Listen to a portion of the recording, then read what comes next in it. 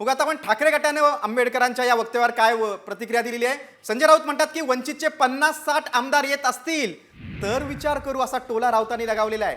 बघा, संजय राऊतांचा हा वंचितचे नेते प्रकाश आंबेडकरांना मोठा टोला आहे. राऊत तर दुसरीकडे राऊतांचं वक्तव्य प्रकाश आंबेडकरांचा अपमान करणार आहे.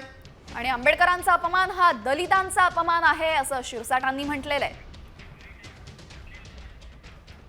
प्रकाश आंबेडकर हे एक लोकशाही मानणारे नेते आहेत. त्यांचे जर 50-60 आमदार निवडून येत असतील आणि गरज लागली 50-60 आमदारांनी, तर आम्ही नक्की, आणि महाराष्ट्राचे महत्वाचे नेते आहेत ते प्रकाश आंबेडकर साहेब, आम्ही नक्की त्यांचा विचार करू. काय विचार करायचा नाही? लोकसभेला सुद्धा आम्ही प्रयत्न केला, ते आमच्यावर राहावेत. विधानसभेसाठी आम्ही आंबेडकर साहेबांचा प्रयत्न केला. त्यांचंच म्हणणं आहे की ज्यांची सत्ता आहे त्यांच्याबरोबर राहणार. आमची सत्ता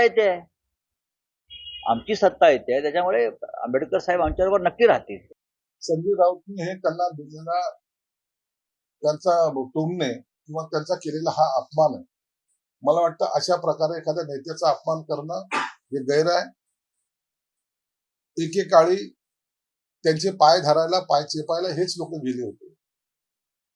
त्यांना हाजी करायला हेच लोक गेले होते.